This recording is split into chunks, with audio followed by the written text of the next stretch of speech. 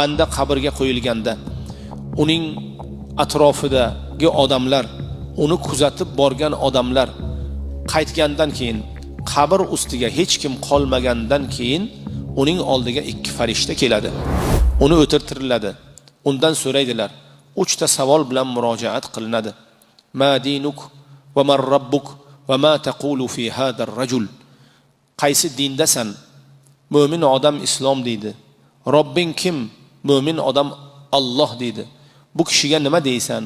Bu kishi haqlarida nima deysan deganda bu kishi Muhammadur Rasululloh sallallohu alayhi va sallam deydi.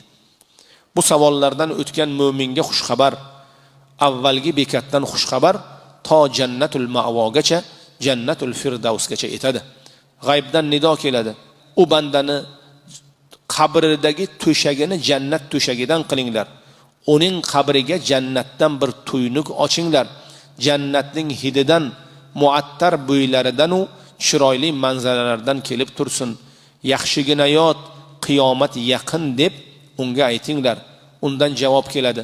Aqimis sa'a, aqimis sa'a. Ey Robbim, qiyomatni qoyim qilgin, qiyomatni qoyim qilgin.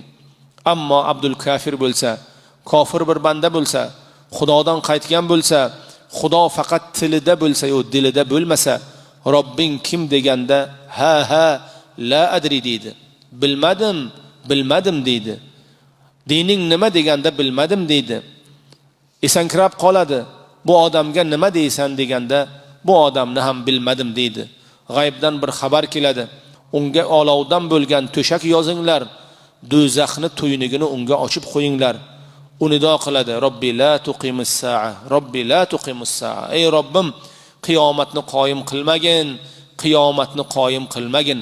Chunki qabrdagi olovdan bo'lgan to'shak do'zaxdagi alanga va azob oldida hech narsa bo'lib ko'rinadi. Alloh panoh bersin.